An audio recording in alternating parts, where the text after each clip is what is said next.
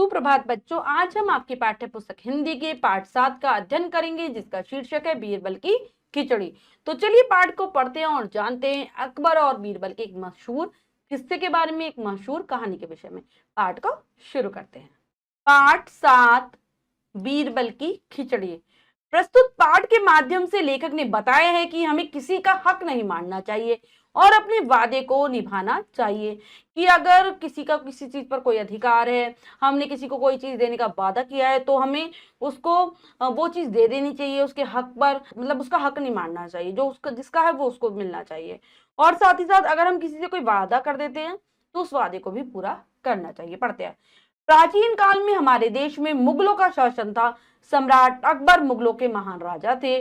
उनके दरबार में अनेक दरबारी थे। उनमें बीरबल बहुत बुद्धिमान था। अकबर उसे बहुत चाहते थे। तो कहानी है प्राचीन काल की, जिस समय हमारे देश में मुगल शासन कर रहे थे, यानी कि मुगलों का राज था, यानी कि अंग्रेजों से पहले की बात है ये।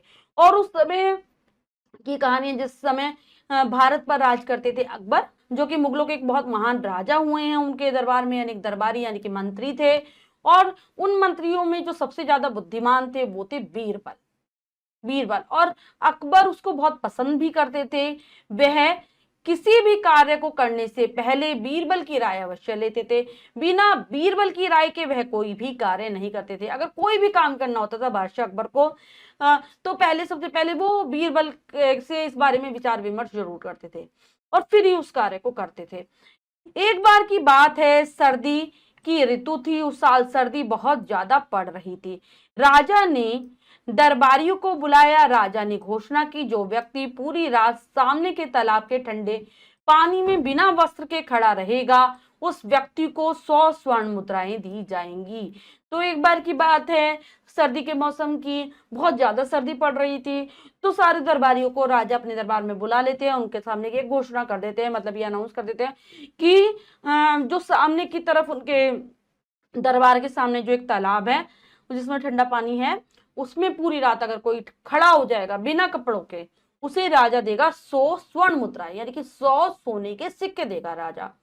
अगले दिन एक व्यक्ति दरबार में आया। उसने राजा की बात स्वीकार करने को कही। राजा ने कहा, यदि तुम ऐसा करते हो तो तुम्हें 100 स्वर्ण मुद्राएं दी जाएंगी। राजा ने उस व्यक्ति की देखरेख की जिम्मेदारी बीरबल को दी। अगले दिन राजा के पास एक आदमी आता है, कहते हैं कि मैं पूरी रात खड़ा रहूंगा। तो राजा कह देता है, ठीक है, अगर आप ऐसा कर पाए तो आपको 100 स्वर्ण मुद्राएं मिल जाएंगी। और उसकी देखरेख का काम था बीरबल का, कि बीरबल देखेगा कि वो खड़ा रहता है या नहीं खड़ा रहता। रात के समय व्यक्ति निश्चित समय पर पहुंच गया। उसने अपने वस्त्र उतार कर तालाब के किनारे रख दिए और उसमें घुस गया। बीरबल भी वहां से थोड़ी दूर पर अपना टेंट लगाकर उसकी निगरानी में बैठ गए। तो रात का समय होता है, आराम से वो आदमी जो था समय पे आ जाता है, अपने कपड़े उतारता है, तालाब के किनारे रख देता है और पानी के अंदर चला जाता है, खड़े होने के लिए, क्योंकि उसे रात में खड़ा होना था। और थोड़ी दूर पर वहां पर बीरबल बैठे हुए थे, अपना टेंट लगाए, कि उनको निगरानी करनी थी उस व्यक्ति की। बिना किसी हिचकिचाहट के वह व्यक्ति सारी रात तालाब के ठंडे पानी में खड़ा रहा। सुबह होने पर वह राजा के पास अपना इनाम लेने गया। राजा ने उससे पूछा कि वह ठंडे पानी में रात भर कैसे खड़ा रह पाया। इस पर उस व्यक्ति ने कहा, मैं आपके महल के ऊपर जलता दीपक देखकर गर्माहट लेता रहा। तो वह आदमी बिना संकोच के पूरी रात तालाब के ठंडे पानी में खड़ा रहता है। और सुबह हो जाती है। सुबह के समय वह राजा के पास आता है अपना इनाम लेने के लिए, यानी कि 100 स्वर्ण मुद्राएं लेने के लिए। तो पूछते हैं, अगर पूछते हैं, भाई कैसे खड़े रहे तुम पूरी रात ठंडे पानी में? तो उन्होंने कहा कि आपके महल पर एक दीपक जल रहा था, मैं उससे गर्माहट ले रहा था। इस पर राजा नाराज हो गया और बोला, तुम धोखेबाज हो। पूरी रात तुम मेरे महल के दीपक की गर्मी ग्रहण करते रहे, इसीलिए तुम्हें इनाम नहीं दिया जाएगा, भाग जाओ यहाँ से। तो ये बात सुनते ही राजा को गुस्सा आ जाता है। बिना सोचे समझे राजा गुस्सा करने लगता है कि तुम तो धोखा दे रहे हो मुझे, तुम तो मेरे महल के दीपक जो जल रहा था उससे गर्मी ले रहे थे, इसलिए तुमने रात आराम से बिता दी, चले जाओ यहाँ से, तुम्हें कोई इनाम नहीं मिलेगा। ऐसे करके भगा देता है। राजा की बात सुनकर बीरबल बहुत दुखी हुए, लेकिन उन्होंने राजा से कुछ नहीं कहा, वह चुपचाप बैठे रहे। तो राजा की ऐसी बातें सुनकर बीरबल को दुख होता है, लेकिन उस समय वह कुछ नहीं कहते और चुपचाप बैठे रहते हैं। अगले दिन बीरबल दरबार में नहीं आए। राजा के पूछने पर पता चला कि वह अपने घर पर है। राजा ने अपने सैनिकों को उन्हें बुलाने के लिए भेजा। तो अगले दिन, उस दिन तो वो कुछ नहीं कहते, अगले दिन वे दरबार में ही नहीं आते बीरबल। पता चलता है कि घर पर ही है। राजा अपने सैनिकों को बुलाने के लिए भेज देते हैं बीरबल को। सैनिकों ने बताया कि बीरबल खिचड़ी पका रहे हैं, जब पक जाएगी तब वह स्वयं आ जाएंगे। क्या बताते हैं सैनिक आकर कि बीरबल तो अपने घर पर खिचड़ी बना रहे हैं और जब तैयार हो जाएगी आ जाएंगे खुद ही। बीरबल के आने की प्रतीक्षा करते करते आधा दिन बीत गया, लेकिन बीरबल नहीं आए। तब राजा स्वयं कुछ सैनिकों के साथ बीरबल के घर गए। राजा ने देखा कि बीरबल ने एक पेड़ के नीचे थोड़ी सी आग जला रखी है और पेड़ के ऊपर एक खंडिया में खिचड़ी रखी है। राजा ने पूछा, यह सब क्या है? बीरबल ने उत्तर दिया, मैं खिचड़ी पका रहा हूँ। तो राजा आधा दिन तक तो प्रतीक्षा करते रहते, इंतजार करते रहते, लेकिन बीरबल नहीं आते। अब राजा क्या करते हैं, अपने कुछ सैनिकों को लेकर बीरबल के यहाँ जाते हैं कि चलो पता तो करें क्या हो रहा है। देखते हैं कि पेड़ के नीचे थोड़ी सी तो आग जला रखी है बीरबल ने और ऊपर हांडी यानी कि मटके में खिचड़ी डाल रखी है। तो पूछते हैं राजा की, भाई क्या कर रहे हो तुम, ये क्या हो रहा है? तो कहता है मैं तो खिचड़ी पका रहा हूँ। बीरबल कह देता है। राजा बीरबल की बात सुनकर हंसे और कहा, पेड़ तक तो आग भी नहीं पहुंचेगी तो खिचड़ी कैसे पकेगी? कि तुमने इतनी नीचे तो आग जला रखी जरा सी, अब पेड़ तक जब आग ही नहीं पहुंच रही तो खिचड़ी पकेगी कैसे तुम्हारी? बीरबल बोले, जब दूर से जलते दीपक की रोशनी से गर्माहट मिल सकती है तो यह खिचड़ी भी बन सकती है। राजा सारी बात समझ गए। वे वापस दरबार में गए और उस व्यक्ति को 100 स्वर्ण मुद्राएं दी। बीरबल क्या कहते हैं कि जब जलते हुए दीपक से इतनी दूर तक गर्माहट आ सकती है तो खिचड़ी भी बन जाएगी इतनी दूर आग जलने से। राजा सारी बात समझ जाते हैं कि ये सब बीरबल ने क्यों किया है। वे वापस आते हैं अपने दरबार में, उस व्यक्ति को बुलाते हैं, उसे 100 स्वर्ण मुद्राएं इनाम में दे देते हैं। तो ये कहानी हमें सिखाती है, क्या शिक्षा देती है? हमें किसी का हक नहीं मानना चाहिए, जो जिसके हक का उसको देना चाहिए। उद्देश्य अपने वादे को निभाने के लिए प्रेरित करना, जो हम वादा करते हैं किसी को उसको निभाना चाहिए। अब हम पाठ की शब्दार्थ करेंगे।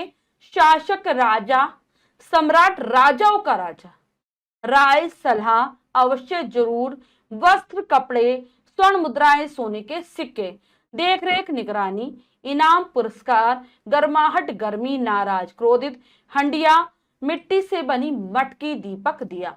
तो ये है पाठ के शब्दार्थ, इन्हें याद कर लेंगे। अब हम क्या सीखा के अंतर्गत अभ्यास कार्य कर लेते हैं, जो कि हमारा लिखित अभिव्यक्ति में से पहला प्रश्न, सही विकल्प पर सही लगाइए। तो बच्चों यहाँ पर 3 विकल्प हैं, 2 गलत है 1 सही है। हमें सही विकल्प को चुनना है, सही का निशान लगा देना है। करते हैं। मुगल सम्राट थे अकबर, बीरबल धोबी, तो यहाँ पर अकबर थे।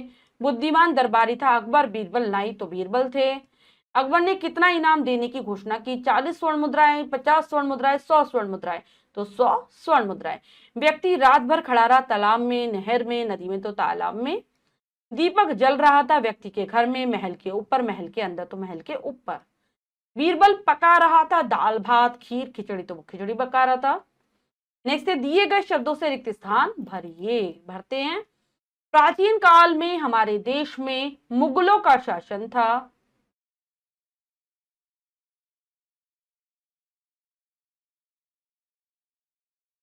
उनमें बीरबल बहुत बुद्धिमान था। बुद्धिमान। राजा ने बीरबल को बुलाया।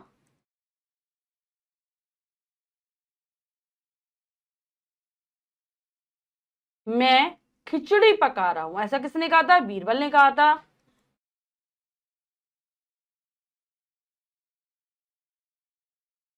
पेड़ के ऊपर एक हंडिया, हंडिया में खिचड़ी रखी थी। सत्य कथन पर सही तथा सत्य पर गलत का चिन्ह लगाइए। करते हैं। अकबर मुगल सम्राट थे, बिल्कुल सही। अकबर के दरबार में अनेक दरबारी थे, भी सही। व्यक्ति वस्त्र पहनकर तालाब में खड़ा रहा, गलत। अकबर ने व्यक्ति को भगा दिया, बिल्कुल सही। बीरबल की खिचड़ी पक गई थी, नहीं वो नहीं पकी थी। इसके बाद हमारा अगला प्रश्न है, निम्नलिखित प्रश्नों के उत्तर दीजिए। तो इस प्रश्न का उत्तर आप स्वयं देने का प्रयास करेंगे बच्चों। इसके बाद है, निम्नलिखित को सुमेल कीजिए। तो यहाँ पर 2 कॉलम है, और बा हमें मिलान करना है। करते हैं।